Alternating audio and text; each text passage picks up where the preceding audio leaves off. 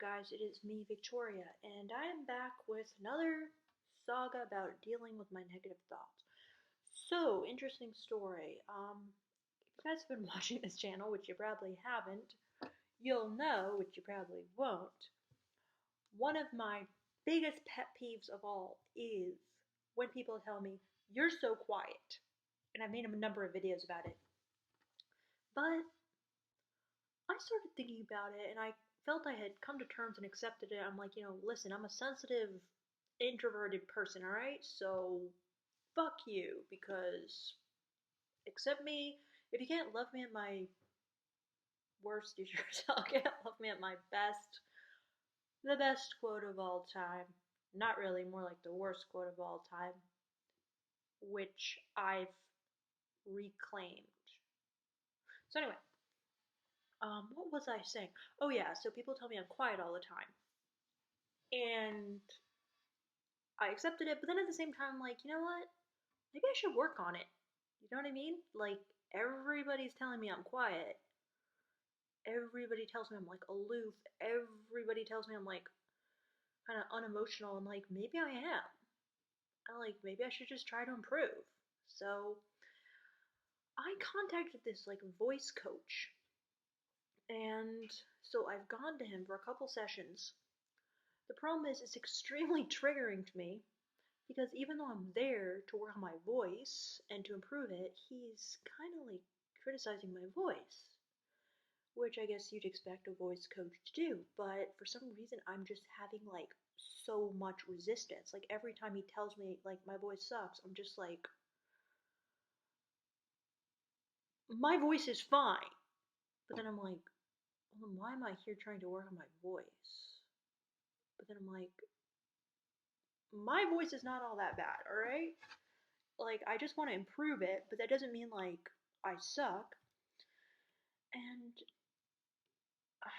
he's not saying that, but he kind of is. So anyway, then I'm like, oh, it's probably like my negative thoughts. So anyway, I was listening to a interview with my guru, Dr. Burns, tonight, and oh, one more thing before I go into that.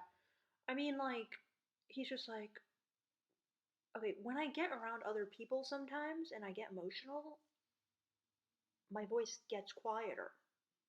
So he just says things like, wow, that's the loudest I've ever heard you speak. And I'm like, not speaking that loud. I'm like, God damn you, like I do speak loudly at other times. But then he was like, yeah, but don't you want to be able to have skills to speak like loudly like me at all times? I'm like, yeah, I guess. So anyway, I've been getting like very triggered and I call my boyfriend and I'm just like crying and I'm just like, he says my voice is just bad and everything and he's just like, why don't my boyfriend, he's the kind of person who's like he just tells it like it is. And he doesn't hold back and he sometimes offends people and he's sometimes like rude to people. And he's just like, well, you need to tell him to like back the F off. I'm like, you're right, I do. Like if he's walking all over me, I need to, stick up for myself, but I don't. Because I'm just trying to be like really open and listen and like be there to learn and everything. But at the same time, I'm just like, like the knife is just being driven in deeper and deeper. So anyway, as I said, I was listening to my guru Dr. Burns on an interview on a podcast, and he was talking about his new team therapy and how it used to be very hard for him to cure patients of like anxiety and depression because they would encounter so much resistance and he would be just like working against the resistance. And I'm like, yeah, that's exactly what I'm feeling, like a ton of resistance. And the way he deals with the resistance is in every session, he first explains how we used to think that depression and anxiety were these like chemical imbalances in the brain. When that's actually not true, they're actually not a bad thing at all, and that these depression and anxiety, they result from your value system. It's like if you have a value system where you are a person who feels passionate about life, and then you lose something very important to you, you're going to become depressed. And Like, if you are a person who has very high standards and you push yourself, then you are going to become anxious when, you know, you don't live up to your standards. So basically, it's a beautiful value system of, high standards, passion for life, and depth and sensitivity, and valuing the feelings of others over the feelings of your own. The sad thing is, it does result in the feelings that are painful, painful feelings.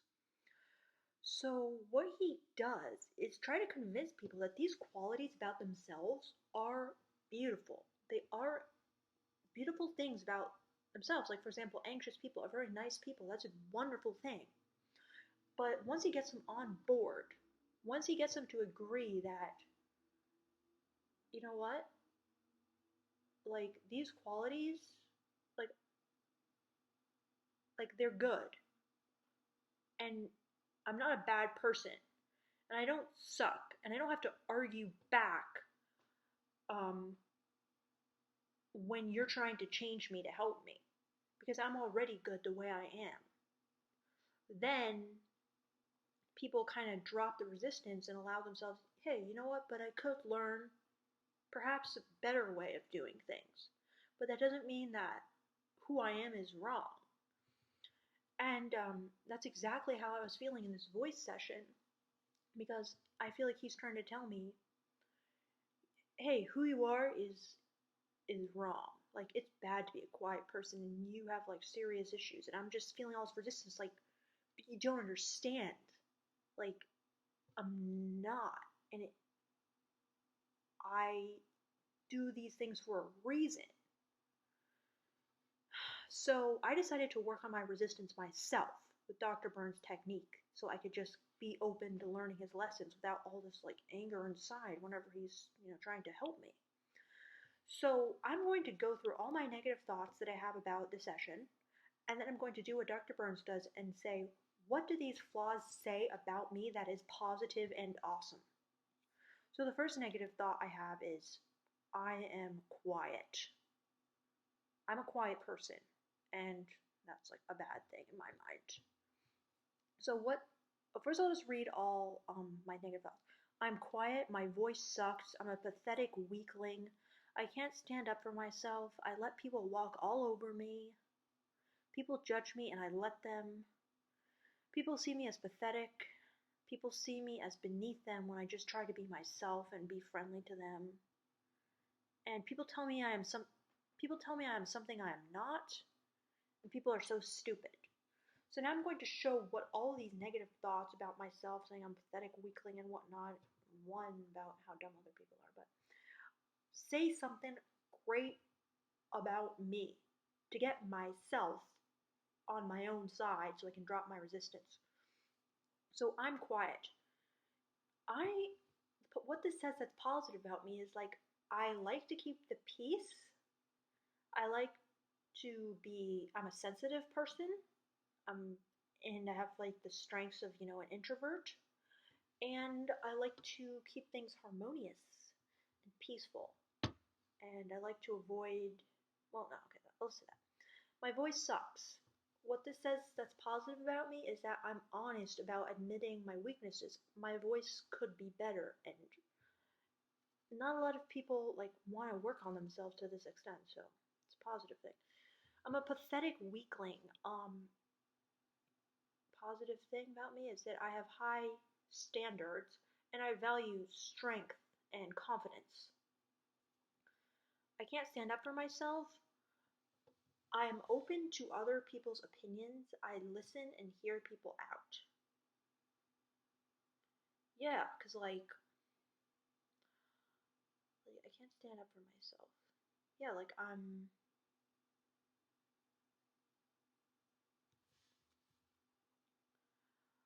instead of just standing up for myself, I listen to people. And I try to hear what they have to say without defending myself. Like, I try to just listen for their point, even if it's unflattering to me. And I take what they say seriously, and I don't try to just defensively like critique them right back. So I let people walk all over me is I value being kind, not lashing out, trying to see the good in what other people are going to say. That's what I was trying to say. People judge me and I let them. I'm perceptive, realistic, and I understand human nature in that people do judge me. And I'm perceptive and I notice that. And yeah. So people see me as pathetic. I'm good at reading people because I think, some people do see me as pathetic. And I am passionate and dramatic.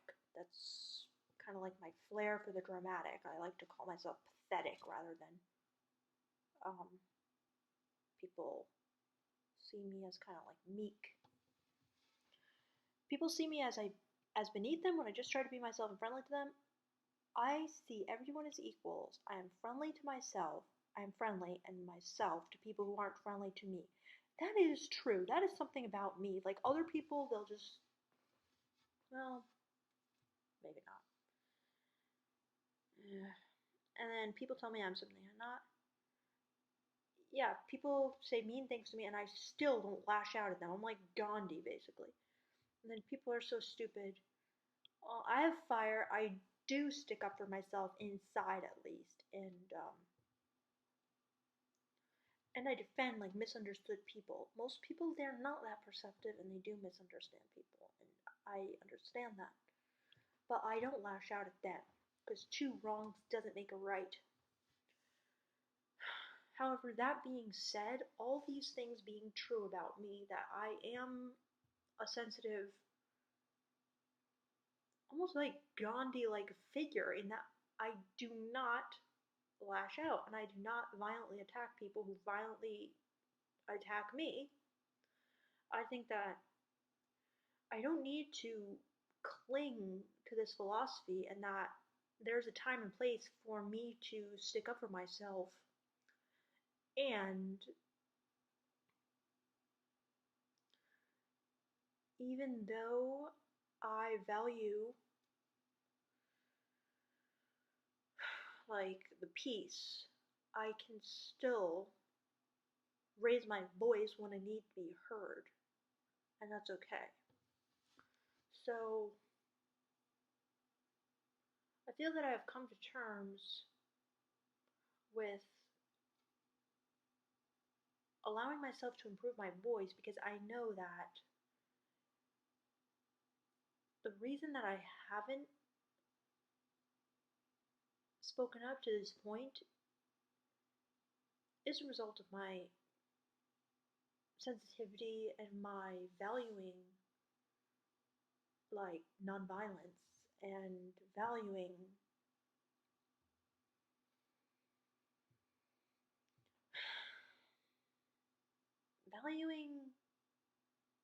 kindness and valuing self-reflection and valuing